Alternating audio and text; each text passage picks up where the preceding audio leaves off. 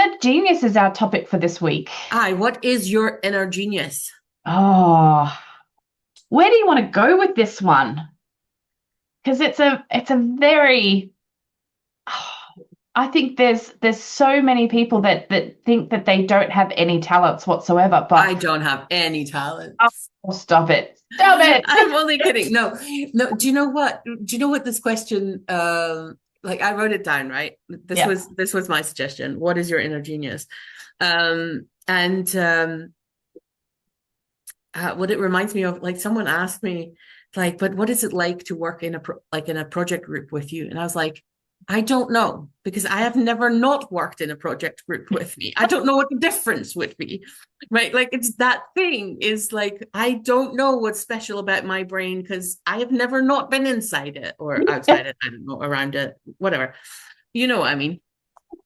But that's a true thing, right? Like how can Yeah. I define what is so specific about me? I don't know. Like this is Mm. and I sometimes I would say to clients like, but stuff that feels like common sense to you is often wisdom to other people. Yeah, definitely, definitely. Now I want to go into gaming for a little bit on this one All because right. and it's Hit me with it. and it's something that it can equalize every age group, every different type of person can go into gaming and achieve a lot with their own knowledge, with their own skills. And I think it is about you learn how to do it and then you actively approach it in your own way. And it does even it out. So you can have, I think there's grandmothers in their 60s and 70s who are are gaming with kids that are 15, 16, and they're all equal in the eyes of the game because you've got the parameters of what it's doing. But you'd be amazed at how many people go, oh my God, I've never looked at it that way before, or they're getting through so quickly, or they the way that you approach it is very different. And I think that it's amazing how people see that creative, that genius that comes through from people that you wouldn't expect to be there in that space. And I love that. I love these stories of it was there's a game that I play, Stardew Valley, and I've gotten perfection quite a few times in this game, and my friends are like, "Oh, what's that?" And I said, "Oh, that's part of the perfection." Oh my God, never been there before, wanted to get to there, but there's two mini games within this game, and I can't do them. And a lot of people can't. But there was I can't. She was a child that was able. She got like 50. You have to get to 50,000 points to get the credit on that game, and she did it. We're all like, oh my God, she's an absolute genius.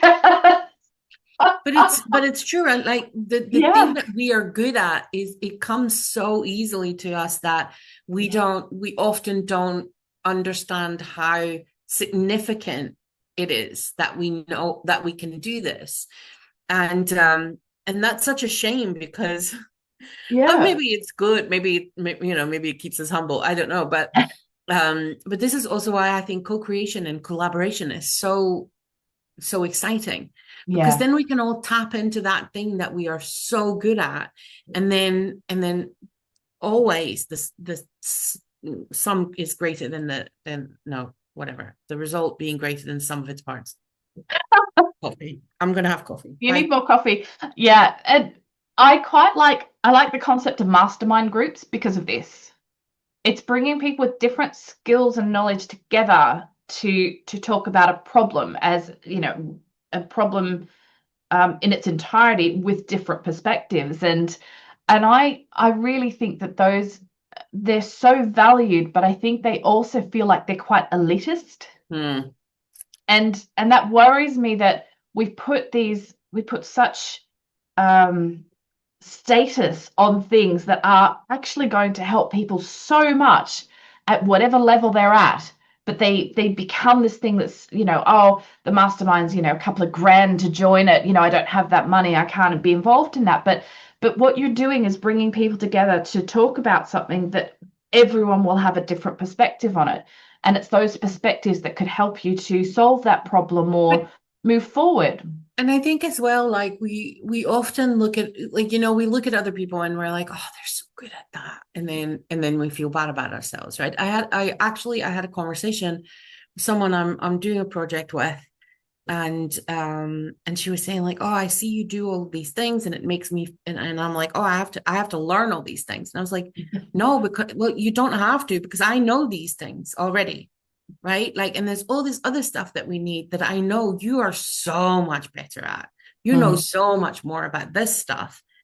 And so why don't you focus there and then I focus here? Like, we don't have to do everything together. That's the beauty of being a team, is that you can do the shit that you're good at, I can do the shit that I'm good at, and then we bring it together and it becomes something so much greater. But I think that not only are we often not aware of where our genius lies, and I am super bad for that.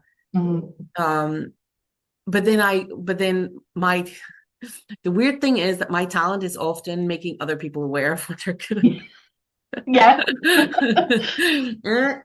But I don't know how I do that. Yeah. So it's and I think that's also part of the problem. Like the thing that we are good at, we do it so naturally that it doesn't register as a skill, Yeah. because I mean, right? It's so easy for me to Yeah. do that, to have that conversation with a person. And so I'm like, yeah, but that's not a skill. And everybody else is like, no, no, Max, no, no, no, that's a skill. Yeah. Yeah. But I think we all do that, right? Like, we look at another person and we see them do what they are good at so effortlessly, and we're like, oh, I wish I could do Oh, that. And yeah. then we forget that we have this array of talents and skills and abilities that that other person doesn't have. Yeah. And I sometimes this comes back to when someone gets coaching, they're made aware of this stuff, and you sort of sit there and go, I didn't know that this existed, or it's that awareness of something you almost take it for granted because it sort of bypasses you. Uh, Mm-hmm. but I think that awareness is important to bring these things out to acknowledge what they are, because I think it's also a way that people would take advantage of you because of these things. So you've by bringing more awareness to what you do really well, you can also then enhance that, or be able to acknowledge what it does And for you. charge for it, Yes. rather than give it away for free because it comes so naturally to you. Yeah. Yeah, exactly. And that was the words I was missing. I knew there was something there. Yeah. We've been talking a lot about charging, not giving away. Yeah. Yeah. And I think over our lifetime, as we learn things for our business, you sort of find where you like to be in, if it's an industry, if it's a skill set, an area that you enjoy doing, you become almost complacent in it because you learn it. And it's like people that have been in jobs for 30 years, and they're the go-to for that one thing because they know everything about it. But it's when they first started, they knew nothing. And I think they often get taken for granted that they're the one person who knows all this stuff. But you've also got to nurture that and be able to acknowledge that this is it's like that. An overnight success takes years. Yeah. Well, I was thinking about the painting, right? Like, someone asks an artist, how long did it take you to paint this? And the artist responds, 72 years. Yeah. Because it's the accumulation of life experience and skill sets and talents and all of that stuff. And I think that we take ourselves for granted a lot. And so sometimes to just sit and go like, actually, like, what am I good at? Like, and I think in a way, when you're in a job and you have your annual review and you have to sort of, you have to kind of sell yourself and what you're good at and where you want to develop. And I think sometimes we forget to sort of look at that when we're self-employed, because nobody's going to ask us, so what do you think you're doing well this year? Right? Like, we have to, but we have to kind of create these moments where we actually look at, actually, what is it that I'm good at?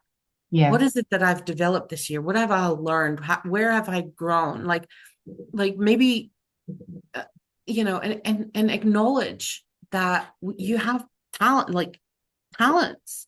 You're Yeah, incredible. You can't not be incredible because you're a human being. So there you yeah. go. And also acknowledging that money doesn't equal genius. Oh. I think that's an Especially important. when you keep giving your genius away for free. Yeah. Yes. Charge for your talents. Yeah. That's I mean there's sometimes a misconception that someone is extremely good because they've got money from it. But it's often on the backs of others as well. So it's not just that one person, it's a joint effort, but they're just the one that is seen. So Also, their skill set might be average in whatever they're selling, but they're just good at marketing. yeah. Yeah, exactly. So I think it's approaching something with open eyes and asking questions about, particularly if you're looking at partnerships and different things, and you think, oh my God, that person's amazing. Look at what they've got around them, because I think often there's this misunderstanding about, someone's done all of this alone. They have not, but you don't always see all the pieces of the board at the time. So yeah, but there'll be something about them that will make them amazing at what they do, and it might be that they are just really good at bringing people together that have the skill sets to be able to do this work.